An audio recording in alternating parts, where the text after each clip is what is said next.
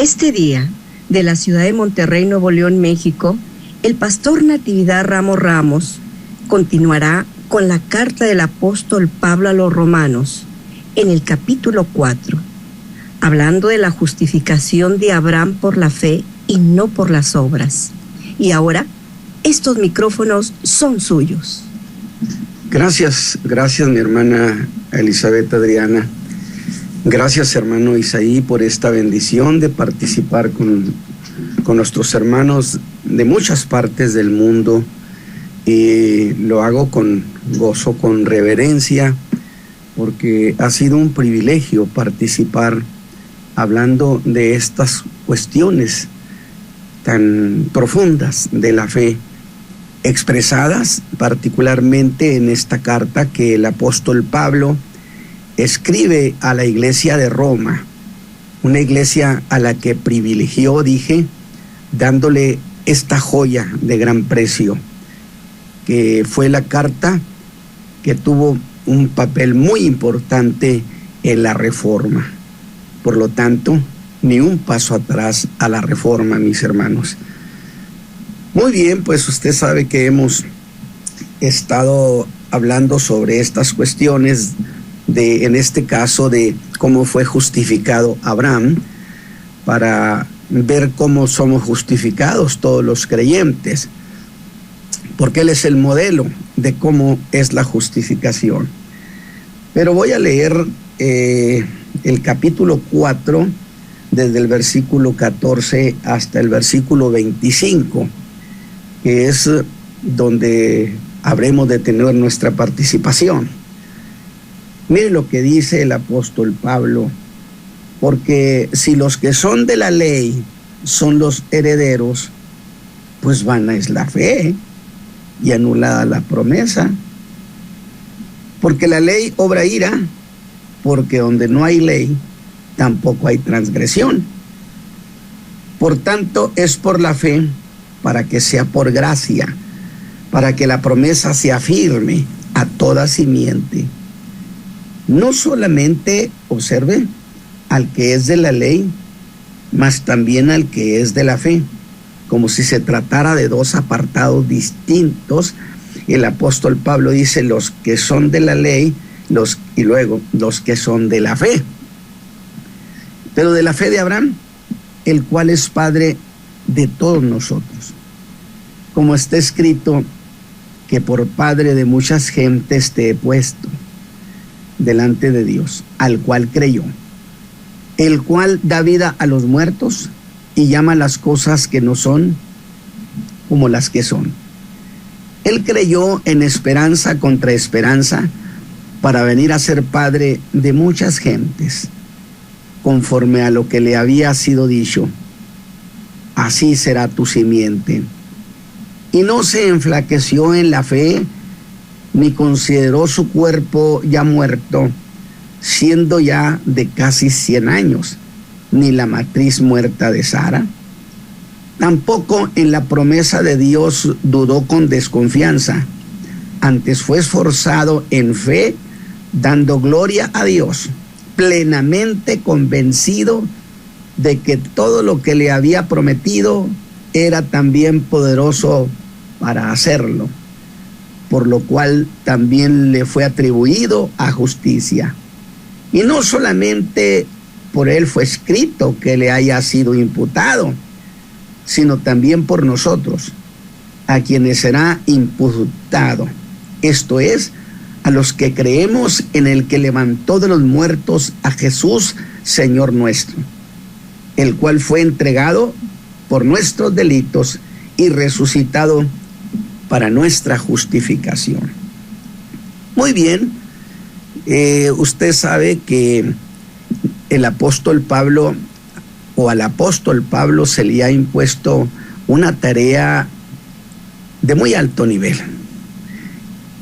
Es decir, hablar con el mundo judío y con el mundo gentil para demostrarles que todos son culpables, que todos son pecadores.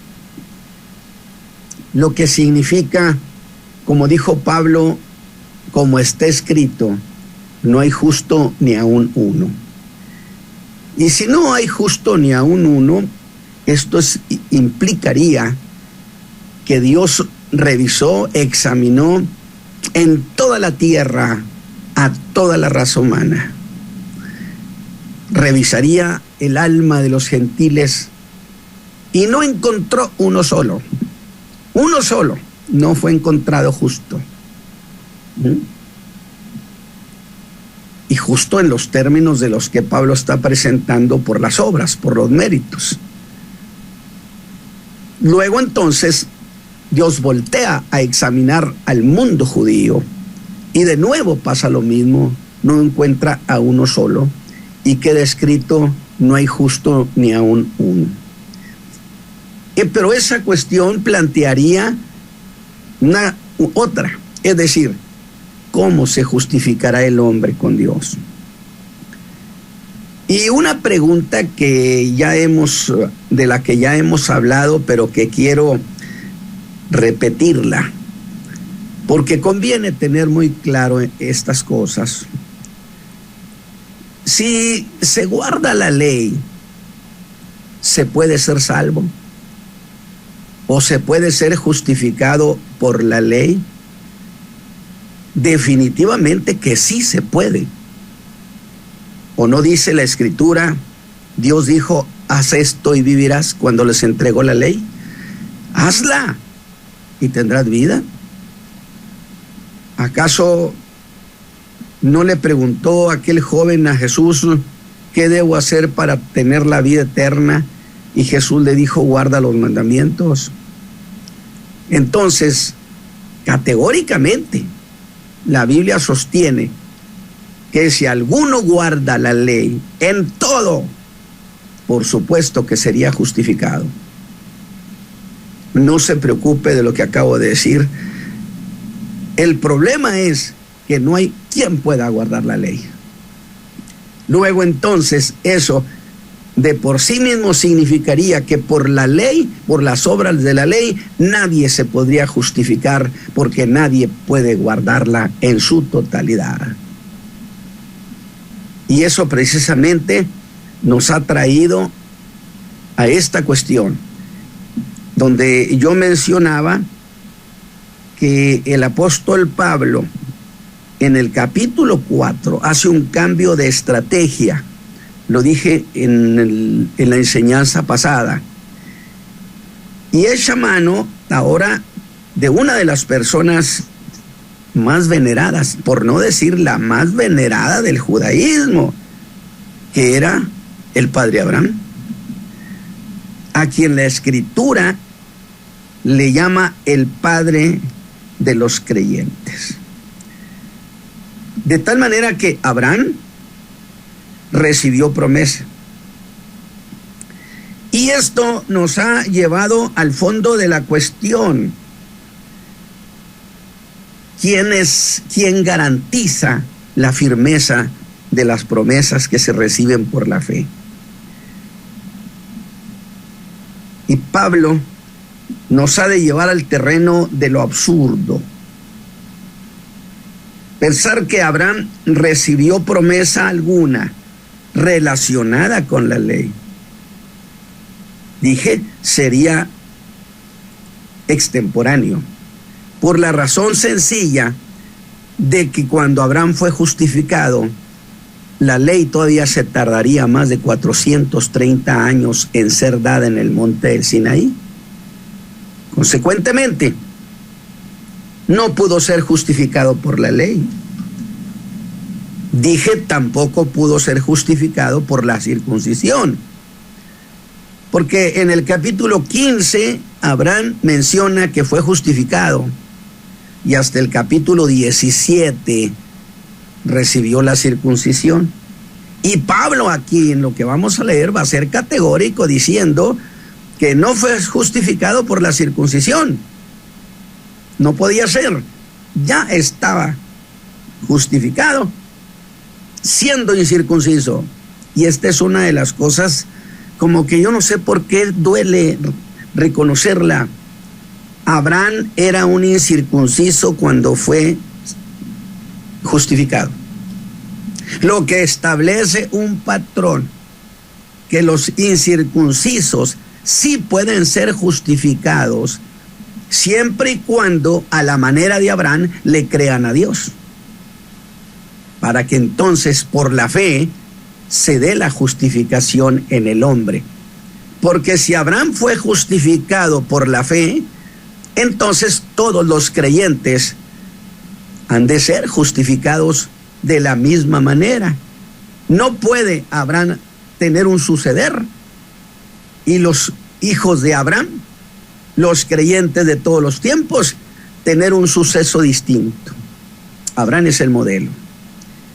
Y entonces es precisamente, si la ley fuera la condición, hubiera sido la condición para darle a Abraham alguna cosa, alguna promesa, pues no habría manera de pensar que pudo guardar la ley, porque ningún hombre ha podido guardar la ley, a excepción de Cristo, que la guardó y que luego nos justificó por su gracia. Muy bien, usted recuerda también que dije en el mensaje pasado que la salvación por la gracia no es una recién llegada con lo que llamamos la dispensación de la gracia. No, que se empezó a predicar después que Jesús ascendió al cielo o fue ascendido al cielo. De ninguna manera. La salvación por la gracia, el perdón por la gracia, la justificación por la gracia es antiquísima. Desde los tiempos de Abraham ya la encontramos por ahí, aunque pudiéramos irnos más atrás. Pero para no hacer más complicado esto, nosotros encontramos que Abraham fue salvo por gracia, por la fe. Luego entonces, esta predicación de la salvación por la gracia no es un derivado de la ley. La gracia no es un apéndice, no es una hija de la ley. La gracia tiene su apartado antiquísimo, de tal manera que hasta yo decía que la circuncisión se la dieron no por méritos, se la dieron en un acto de la gracia. Hasta la circuncisión es un acto de la gracia. De tal manera que entonces podemos afirmar que la salvación por gracia no es una cosa nueva. Así que en este contexto fue que entramos a considerar, mis hermanos, el capítulo 4, donde Pablo hace un cambio de estrategia. Y ahora dije, echó mano del hombre más venerado en el judaísmo, que es Abraham, el padre de todos los creyentes. Y así es como entramos al capítulo 4, versículo 14, que es donde iniciamos el día de hoy. Y dice el apóstol, porque si los que son de la ley son los herederos, aquí entra al tema de Abraham, le dieron promesas y le dieron herencia. Y entonces los descendientes de Abraham serían herederos. Pero luego dice, porque si los que son de la ley son los herederos, pues vana es la fe y anulada es la promesa, cancelada. Vana es la fe y la promesa es anulada. Ahora, Pablo entra a un estilo de declaraciones que yo le llamo, o lo digo, entrar al terreno de los absurdos, al país de las cosas imposibles. Y lo primero que Pablo dice es que la ley, diría a los Gálatas, que llegó 430 años después, no invalida el pacto de Dios con Abraham, no invalida la promesa y no lo puede anular por una sencillísima razón, porque dije, la ley llegó de manera extemporánea 430 años después de Abraham. Consecuentemente, yo creo que es una cuestión hasta legal que lo que es primero en tiempo es primero en derecho. Por lo tanto, la ley no puede anular el pacto de la promesa que Dios hizo con Abraham. Y aquí entramos en una cuestión. ¿Qué tan segura es la promesa que Dios le dio a Abraham? ¿Y qué tan segura y firme es la promesa que le da a todos los que creen como él le creyó a Dios? Porque hemos llegado a una conclusión, que la ley no da seguridad a nadie. No le da seguridad, no le da seguridad. Si la promesa o la firmeza de las promesas de Dios fueran condicionadas a que usted guardara la ley, usted no tendría prácticamente nunca nada firme. Porque qué tan firme es que usted pueda guardar toda la ley siempre. Está escrito, nadie pudo. Entonces, la cuestión que Pablo quiere presentarle a la iglesia es la manera, ¿sí?, de que lo que el hombre recibe sea firme. Y esa firmeza depende de qué cosa.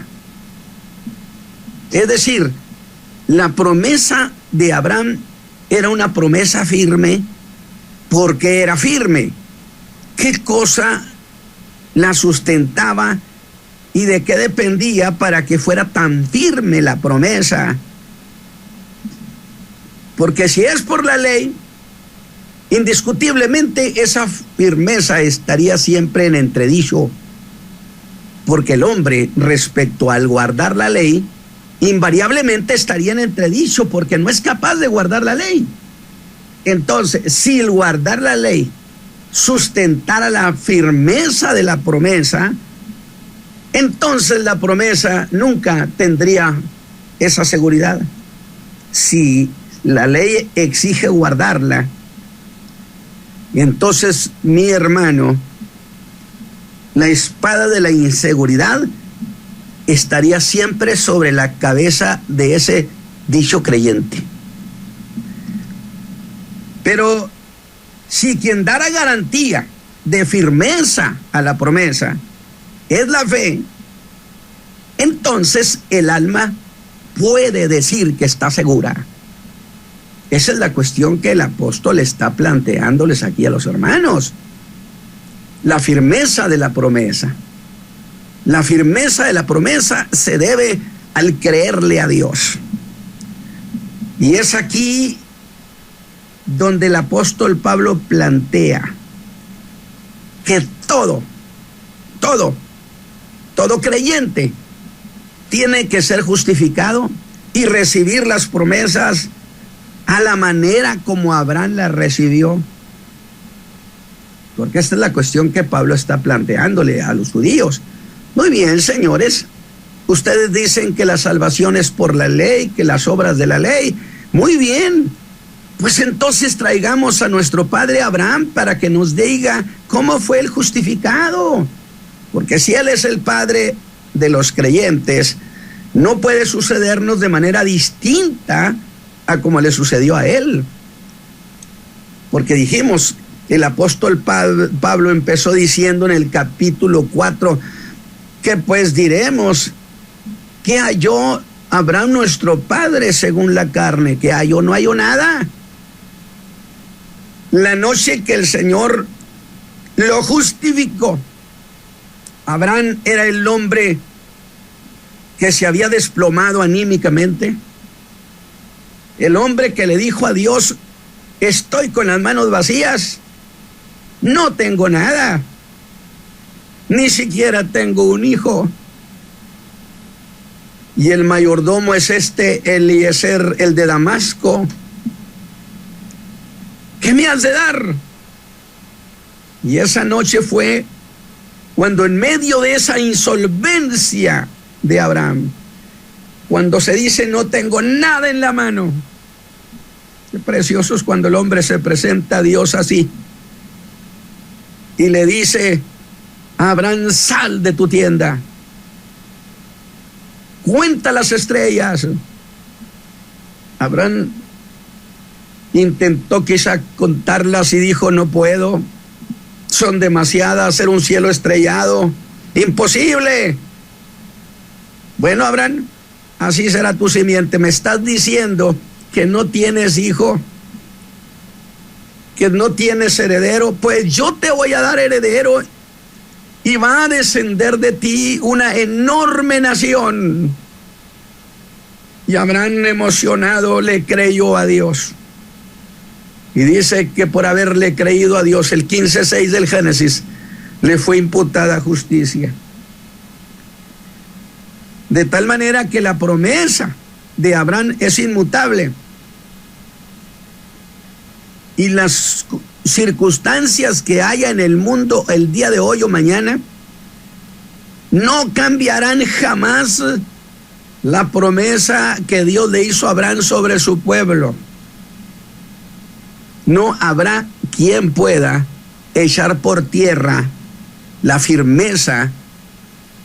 Entonces, si eso nosotros lo aplicamos a nuestra salvación, nada podrá echar por tierra la firmeza de nuestra salvación, que es por la fe en Cristo.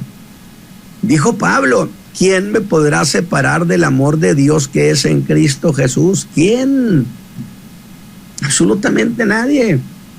Ni lo alto, ni lo bajo, ni lo presente, ni lo porvenir, ni ninguna cosa. Dijo, acabemos pronto, ninguna cosa me podrá separar del amor de Dios que es en Cristo Jesús. Y en una ocasión yo leía cómo pueden incluso borrarle las memorias, la información que los hombres tienen en la memoria en un trabajo muy elaborado de la psiquiatría o no sé cómo se llame. Imagínese usted que fuera posible que a un creyente le borraran su experiencia en Cristo. Pero la Biblia dice que estamos garantizados que ninguna cosa podrá hacerlo. Y no me interesa cuán sofisticados sean las técnicas del hombre.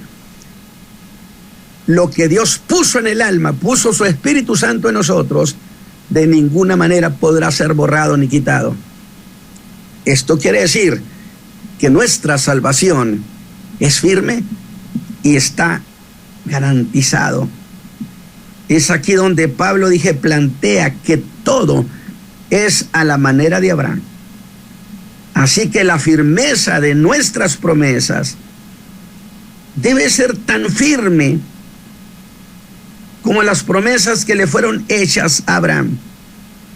Por lo tanto, deben tener el mismo fundamento. ¿En qué se sustentaba entonces la firmeza de la promesa a Abraham? ¿En la ley o en la fe? Usted no me va a poder decir que por la ley. ¿Por qué razón? Porque la ley no llegaba todavía. Necesariamente antes de la ley, ahí estaba la fe. De tal manera, dice el verso 17, como está escrito, que por padre de muchas gentes te he puesto delante de Dios, al cual creyó, el cual da vida a los muertos y llama las cosas que no son como las que son. Te he puesto por padre de muchas gentes. Sí, pero ¿cuándo se lo dijo? Se lo dijo, ¿sabe cuándo? Cuando Abraham no tenía nada en las manos, cuando estaba en cero, cuando dijo Dios, porque esa noche Abraham tenía miedo, temores, porque había vencido a los 5 reyes de la Mesopotamia y él sabía que podía haber un contragolpe. Y él pensó, ¿quién soy yo? ¿Qué tengo? 300 y tantos siervos, pero no son hombres de guerra. No tengo nada en la mano. Pero esa noche, cuando él se declaró insolvente y no tengo nada en la mano, Dios le entregó las promesas. Se lo dijo cuando ni siquiera tenía un descendiente. Y no solamente cuando no tenía un descendiente, sino que además era un anciano y Sara era una anciana y además estéril. Es decir, cosas que hacían imposible. Por eso para Dios no hay nada imposible. Pero Él no consideró su cuerpo como muerto, ni Sara, que era vieja y estéril, no lo consideró como un imposible. Mire, yo siempre he dicho que esas experiencias que tenemos en Dios se convierten en nuestro gran expediente, nuestro acervo en Cristo Jesús. De tal manera que cuando Dios le dio al hijo, a Isaac, y un día le dijo: sacrifícame a tu único hijo, a Isaac. Abraham dice que iba pensando, porque algunos sostienen que la fe y la razón no se quieren, que a Dios no podemos entenderle por la razón. ¿Quién dijo eso? Ese es prácticamente trascendentalismo puro. Esas son tesis gnósticas. El hombre es capaz, dijo Juan, lo que hemos oído, lo que hemos visto, lo que hemos mirado y lo que hemos palpado. No me diga que eso no son los sentidos. Que los sentidos no sean capaces de ir a una dimensión más grande. Eso es muy cierto, pero no lo descalifique. La vida pensante es una vida que viene de parte de Dios.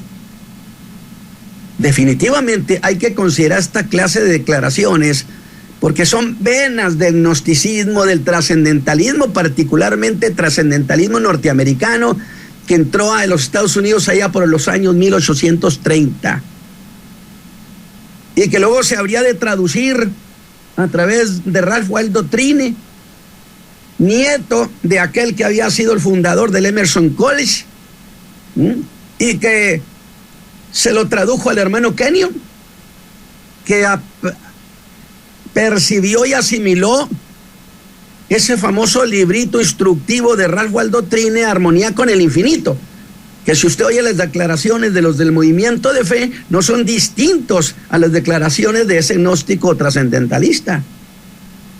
Y el hermano Kenyon se las enseñó a Kenneth Hagin, y Kenneth Hagin se las enseñó a Kenneth Copeland, y de allí se ha distribuido todas estas ideas. ¿O es que por la razón usted cómo que no? Dice mi Biblia que cuando Dios le pidió a Abraham que le entregara a su hijo, Abraham iba pensando, fíjese bien, iba pensando, reflexionando. ¿Pensando qué? Pensando precisamente que Dios había sido poderoso para darle un hijo cuando él era ya un hombre viejo y Sara era estéril. Y si él les dio un hijo contra toda posibilidad, dijo Abraham: ¿qué me preocupo? Lo sacrifico, que al cabo poderoso es Dios para volvérmelo a la vida. Alabado sea Dios. No me diga que no iba razonando, lea la escritura, iba razonando, iba pensando, trajo frente a sus ojos toda su experiencia que tenía con Dios. Yo sé lo que es tener experiencias profundas y duras en Cristo. Entonces, yo creo que esta cuestión es tan interesante. Abraham recibió promesa cuando ni siquiera tenía un hijo. Y eso fue lo que le dijo: mira que estoy solo, no tengo heredero, y el que me va a heredar es este muchacho de Damasco, Eliezer, el damaseno. Dios le dijo: no, él no te va a heredar. Alabado sea Dios. Él no te va a heredar. Sara te va a dar un hijo. Lo que parecía imposible, lo que parecía que no podía ser, sucedió.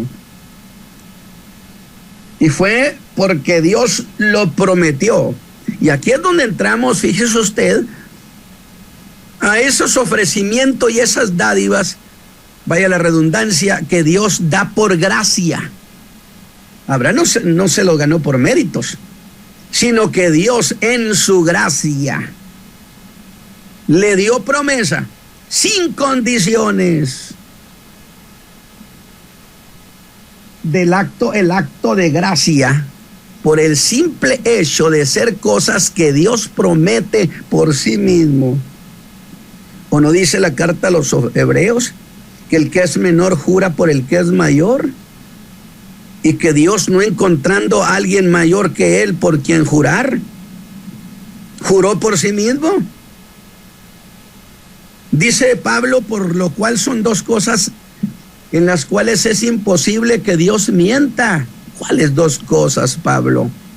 Una de ellas, pues porque Él lo dijo, porque dio su palabra, porque Dios empeñó su palabra. Y como Dios es inmutable y no cambia jamás, aunque pasen siglos y siglos y milenios, consecuentemente las promesas suyas son verdaderamente valederas, firmes, porque son por gracia. Problema sería que fueran condicionadas a que si yo guardo la ley, por amor de Dios, nunca podría tener nada firme. Pero por gracia, lo que se recibe por gracia, significa porque Dios quiere. Y en ese acto del querer soberano de Dios, no queda condicionado. Y como Dios es fiel y nunca cambia, es inmutable, hay que aprender la doctrina de la inmutabilidad. Como es inmutable, sus promesas son firmes. Y Dios le dio promesa en ese carácter a Abraham. Y dice que fue muy firme. No solamente, dijo Pablo, porque lo dijo Dios, sino que además levantó su brazo derecho y le juró con su diestra levantada. Y las dos cosas, la palabra y el juramento, son dos cosas por las cuales es imposible que Dios mienta. Precioso detalle, de tal manera que el apóstol viene con nosotros, dice, por tanto, el versículo 16, es por la fe, para que sea por gracia, para que la promesa sea firme a toda simiente. Oiga, qué interesante, a toda simiente. No, sí, dice Pablo, no solamente al que es de la ley, mas también al que es de la fe. Por eso dije, parecen dos apartados. Una cosa es ser de la ley y otra cosa es ser de la fe de Abraham, el cual es padre de todos nosotros. Dice el verso 18, él creyó en esperanza contra esperanza para venir a ser padre de muchas gentes conforme a lo que le había sido dicho. ¿Qué le dijeron? Así será tu simiente. Y Abraham dijo, Dios lo dijo. ¿Cómo me gusta decir que al Señor Jesús hay que creerle nomás porque Él lo dijo? Los discípulos en el capítulo 14 de Juan eran todavía creyentes que no le creían al Señor. Él dijo, no se turbe vuestro corazón ni tenga miedo. Sin embargo, ellos debieron decir nomás porque el Señor lo dice. Y el creyente y nosotros que decimos nomás porque el Señor Jesús lo dijo.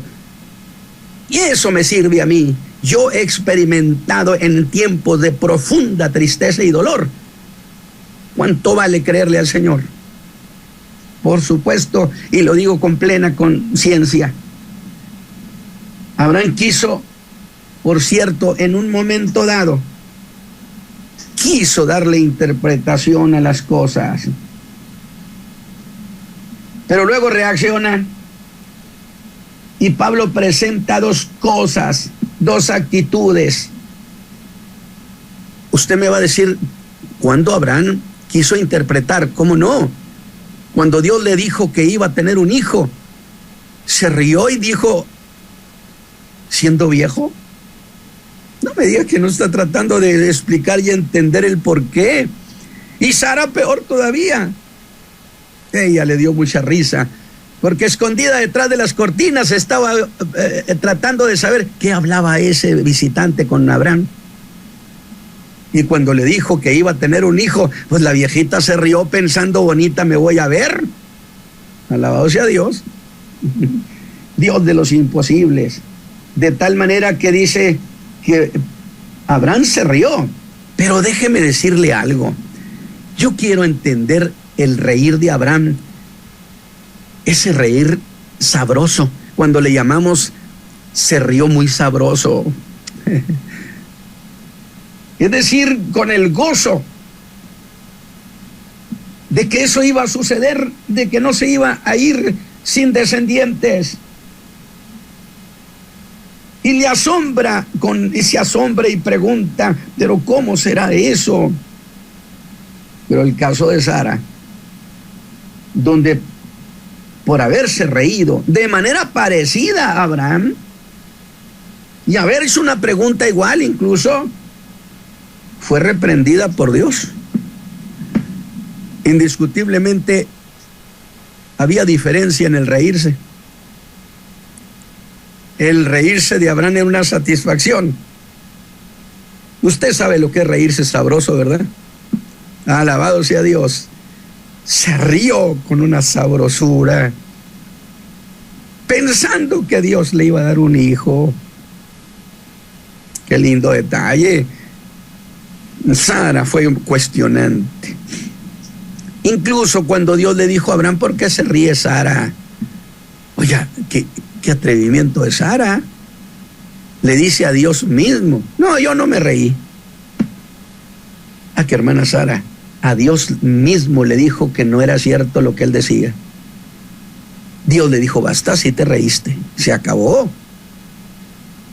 Pero, ¿qué es lo que hizo firme esa promesa de darle descendencia? ¿Quién? ¿La ley? De ninguna manera. He dicho, la ley todavía no llegaba. De tal manera que es con esta línea de pensamiento. Mire, le voy a leer los versículos restantes de este capítulo 4. Dice que no se enflaqueció en la fe, ni consideró su cuerpo ya muerto, siendo ya casi de 100 años, ni la matriz muerta de Sara. Tampoco en la promesa de Dios dudó con desconfianza.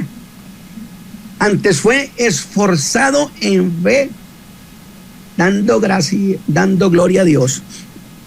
Y cuando habla en plural, de esperanza contra esperanza, me parece muy claro que hay una esperanza que tiene que ver con el entendimiento natural, esa expectación. Sí, pero llega un momento cuando las cosas que no vemos, cuando las cosas no suceden, se saca la duda por delante. Los hombres empiezan a dudar. Es más, esto es hasta muy natural. Acuérdese que Juan el Bautista estaba en prisión. Y él era un experto en Isaías. Isaías había dicho que cuando el Mesías llegara, habría dos cosas. No habría enfermedad y no se aceptarían las injusticias. Y Juan debió pensar, pero yo tengo casi un año encerrado aquí en Macaerus injustificadamente. Y ni siquiera una visita me ha hecho Jesús. Piénselo. Y en ese momento llegan los discípulos para decirle, Jesús acaba de resucitar al hijo de una viuda en Naín. Y Juan diría, muchos milagros, muchas sanidades, pero justicia nada. Agradó tal, que él dudó si él había interpretado bien las cosas o no. No cuestionó a Jesús, por cierto, y sus dudas se las llevó a Jesús, como debe hacerlo todo hombre que cree en Cristo. Sus dudas lléveselas a Cristo. Y Juan le mandó dos discípulos medios absurdos, indiscretos, que le hicieron una pregunta en público. Dice Juan que si eres o esperamos otro. Es que Juan, diríamos, ¿por qué tenía que dudar si él lo había presentado? He aquí el Cordero de Dios que quita el pecado del mundo.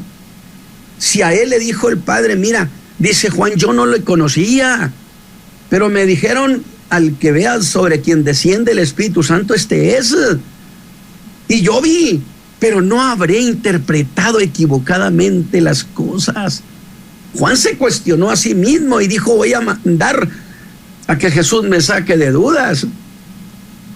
Claro, los discípulos indiscretos predicaron así a voz en cuello, preguntaron, y eso cuestionaba a Juan. porque parecía que Juan entonces era un hombre cambiante, que hoy decía que sí, mañana decía que al parecer no era Jesús. Por eso cuando estos se van, Jesús saca la cara por Juan y dice a la gente: ¿qué salisteis a ver al desierto? ¿Una vara que es meneada para todos lados por el viento? Un hombre que hoy dice sí, mañana dice que no. No, señores, este es el hombre, el profeta más grande. Jesús honró a Juan por la idea que sus discípulos torpes habían dejado en el auditorio, cuando que le dijo: ve y pregúntale a Jesús. No se lo preguntaron en público. La razón era que Juan tenía duda, porque Isaías plantea que de inmediato tendría que hacerse justicia. Los juicios serían sumarios. Él no podía tener un año ahí encerrado y estar todavía encerrado injustamente, y Herodes muy bien pagado. Y eso puso en duda a Juan. Sí, lo que Juan no interpretó es que la justicia absoluta se da cuando el Mesías se siente a reinar. Y ahora en esos días Jesús no estaba reinando. Lo mismo, la Escritura enseña que cuando Él se siente a reinar, la enfermedad va a desaparecer. Seguro que sí, y el niño llegará a ser de 100 años. Sin embargo, esa manifestación de tanto sanado en el ministerio de Jesús no era justamente más que una prueba de lo que sería el Mesías establecido, el reino del Mesías. Sin embargo, la duda viene a los hombres, de tal manera que cuando las cosas se tardan en suceder, de inmediato llegamos a sacar la duda. ¿Qué habrá pasado? ¿Entendí mal? ¿Dios cambió de parecer? Nunca piense eso. Dios jamás cambia de parecer, aunque pasen los siglos. Esa es nuestra gloria, tener un Dios que no es cambiante. Alabado sea Dios, un Dios preciosísimo, un buen Señor y Dios. A pesar de que hemos vivido una vida cuesta arriba y hemos mordido el polvo muchas veces, yo sigo diciendo con gozo que mi Dios es un buen Dios y buen Padre y excelente Señor. Glorificado sea su nombre. Y el apóstol está diciendo que Abraham tampoco en la promesa de Dios dudó con desconfianza, antes fue esforzado en fe, dando gloria a Dios, plenamente convencido de que todo lo que le había prometido era también poderoso para hacerlo, por lo cual también le fue atribuida justicia. Y no solamente por él fue escrito, oiga esto, no solamente por él, el 24 dice, sino también por nosotros, a quienes será imputada justicia, esto es, a los que creemos en él, que levantó de los muertos a Jesús, Señor nuestro, el cual fue entregado por nuestros delitos y resucitado para nuestra justificación. Y entonces, ¿qué de raro tiene?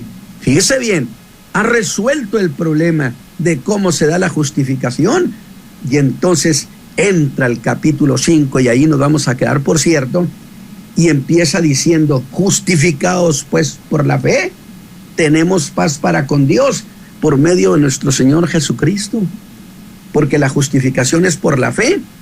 Por lo tanto, justificados pues por la fe, no por la ley. Y no es en menosprecio a la ley. La ley es justa, santa y buena, pero nadie ha podido guardarla.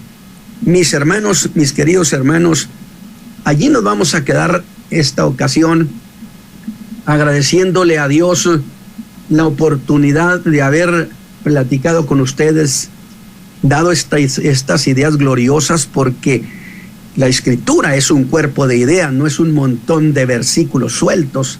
No. La Escritura se tiene que entender como un cuerpo de ideas. Y vaya que el apóstol Pablo es un genio para presentar las ideas. Así que, mis hermanos, el Señor me los bendiga esta mañana, y también a mis hermanos que están por ahí en cabina. Que el Señor les guarde y les bendiga. Amén. Amén, hermano. Gracias al Señor por esta preciosa enseñanza. Ha sido de una grande bendición. Yéndonos a la cronología de Génesis, prueba lo que usted estaba diciendo. En cuanto que la ley es muy antigua. En Génesis 16 dice que ya era de 90 años. Y de ahí nació Ismael. Estamos hablando de 14 años antes de la circuncisión de Abraham. Entonces el Señor ya había hecho misericordia desde antes. Aún a David le hizo misericordia desde antes, porque era digno de muerte lo que había hecho con la mujer de Urías, todo el pecado que había cometido. Él mismo lo dijo: merezco morir. No lo dijo directamente, pero a veces nosotros, hermano, nos aplicamos como seres humanos que somos la injusticia a nosotros mismos. Pero esta mañana, gracias, hermano, porque nos ha dado siempre, como cada que usted nos da la palabra, hermano, como dice su palabra, sazonada con sal. El Señor lo bendiga donde quiera que se encuentre, mi hermano.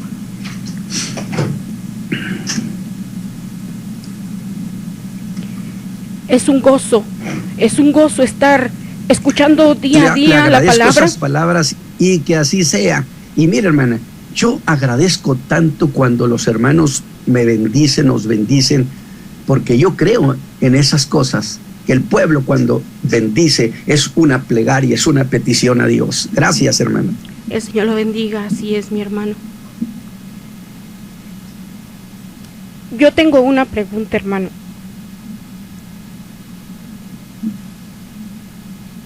La palabra del Señor, cuando habla de justicia, es lo que nos hará aún en contra del enemigo. Esa es una pregunta.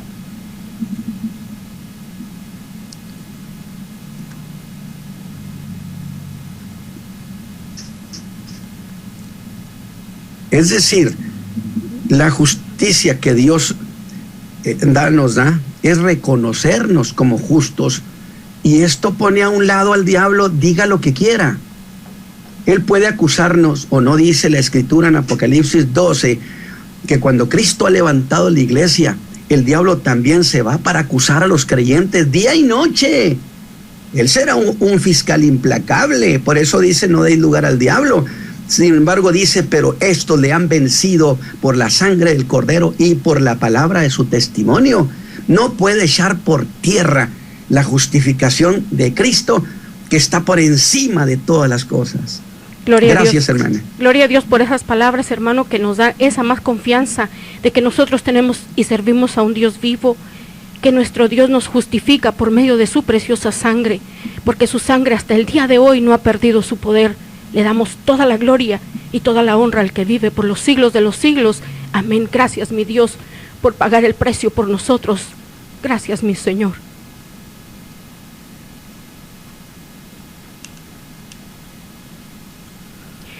Si alguien quiere llamar, estamos en cabina, el 704-831-2465, 831-2464.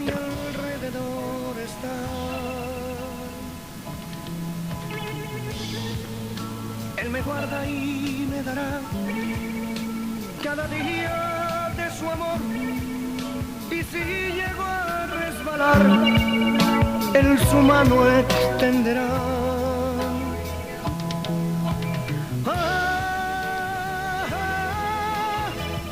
Hermano, estamos ya casi para salir del aire. ¿Usted quisiera decir unas últimas palabras? Estamos a su disposición. El micrófono es suyo, mi hermano.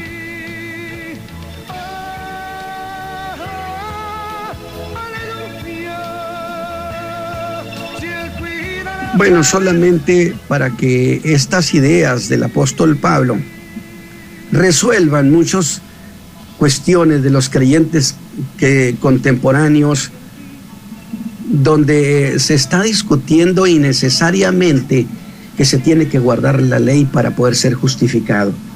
Yo creo que la Escritura es demasiado clara.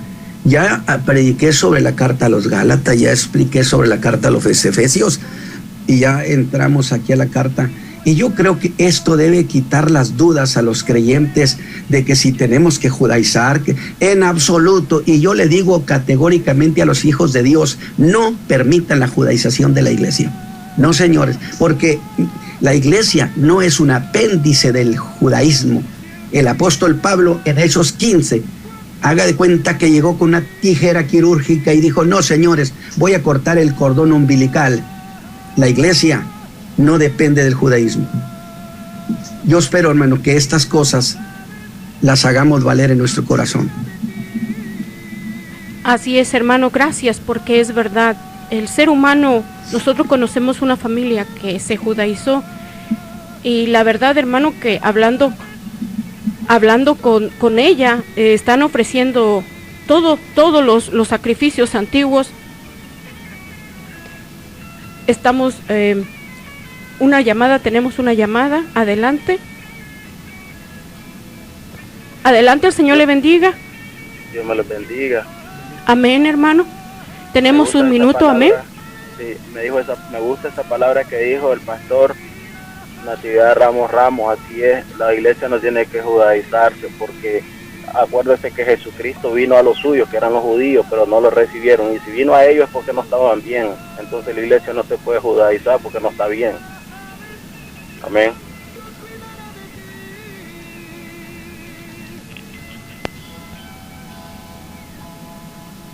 Amén, hermano, es así. Gracias por su comentario. El Señor le bendiga. Si el Señor lo permite, estaremos aquí el viernes a las 9 de la mañana. Gracias, hermano pastor Natividad Ramos. El Señor le bendiga donde quiera que usted se encuentre, usted, su familia. Gracias, hermano.